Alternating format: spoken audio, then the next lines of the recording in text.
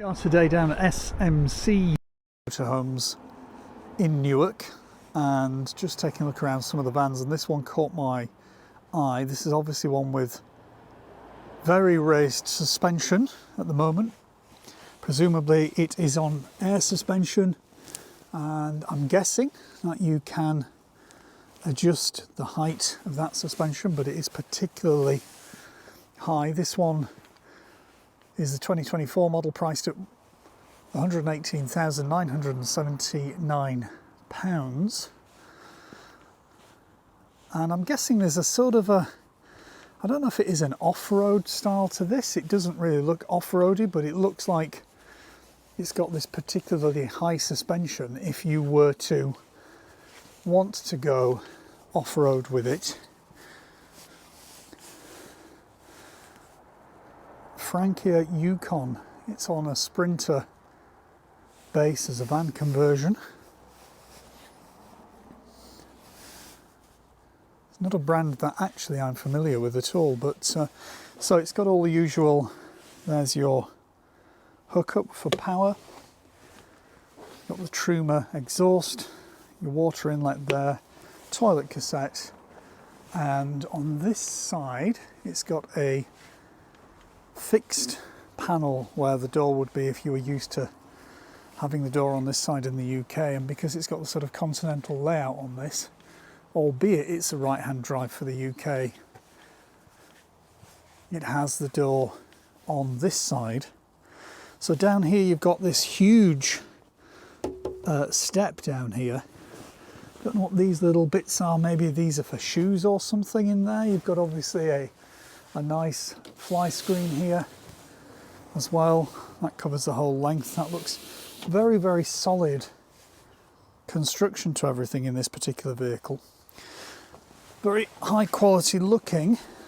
In this section here at the front then you've got the two captain's chairs and a nice layout at the front there. I can't really, can we get around there? But it is the Mercedes vehicle, so you're getting all of that sort of quality and stability. Nice headlining in there too. From a storage point of view, you've got these matte looking lockers. Don't know what they're made out of, but they're incredibly light. And then you've got reasonably small little top boxes in there around for your storage solution. Those hinges are a bit vicious if you're not careful. So down here you get the usual extender at the side. You've got mains USB here, and at the top small 2-burner hob and small sink.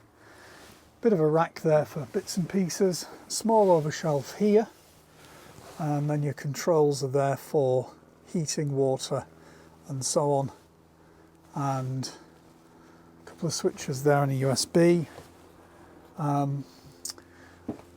Nice sized skylight there with the wide handle type, and obviously you've got the usual fly screen blind and night blinds in there as well, which I think possibly are controlled, or I thought they were possibly controlled electronically, but they're not. So you can see some fingerprints on here, which I imagine is going to be one of the downsides of this matte white finish. You know, you'd have to be cleaning this a lot, but it does give you the ability to get all of this light reflected in to the vehicle.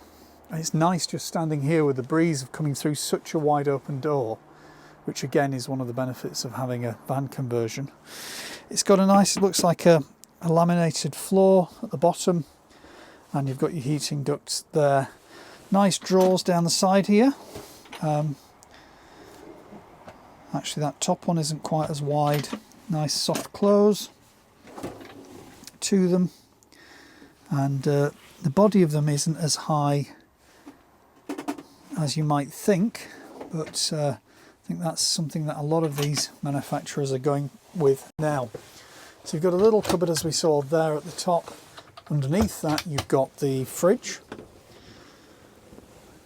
reasonable sized fridge with icebox from Thetford, and then in here you've got these little sort of pop out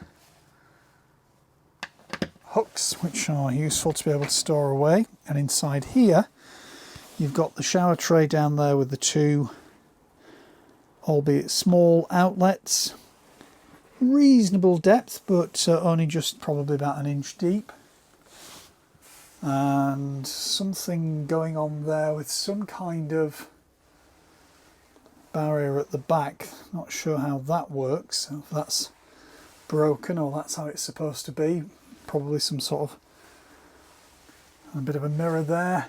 Not a bad space inside there. And then at the back it's got the kind of German layout, as some people call it, with decent space in there. And don't know what's under that one on that side, but it's got that kind of like air gap, sort of plastic spring underside, which usually with that nice firm mattress gives you a very comfortable sleep. Storage down both sides, and that of course will give you a certain amount of decent sized table there as well at the front, with a swivel out piece underneath. We'll just take a look outside and see if we can get to the back, see what sort of storage that gives you at the back of the vehicle. Yeah, loads and loads of storage there then at the back of the van.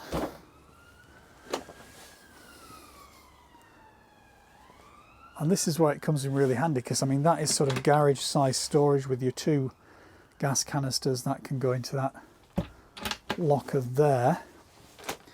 And that's the awning handle.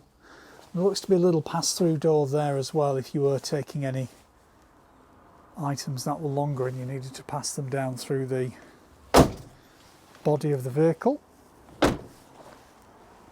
So yeah, it's a very nice colour. It's a kind of a, I don't know, Indian grey or something like that. Metallic vehicle with lots of decals and stickers. But that is the Yukon. I don't know what model that is. Does it tell us on the front? The Yukon 7.0 GD.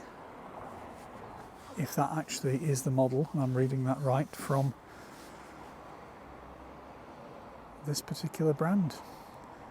Available now, it's 2024 model, £118,979. Okay, that's it for now. Thank you very much for watching, and hopefully I'll see you again next time. Bye bye for now.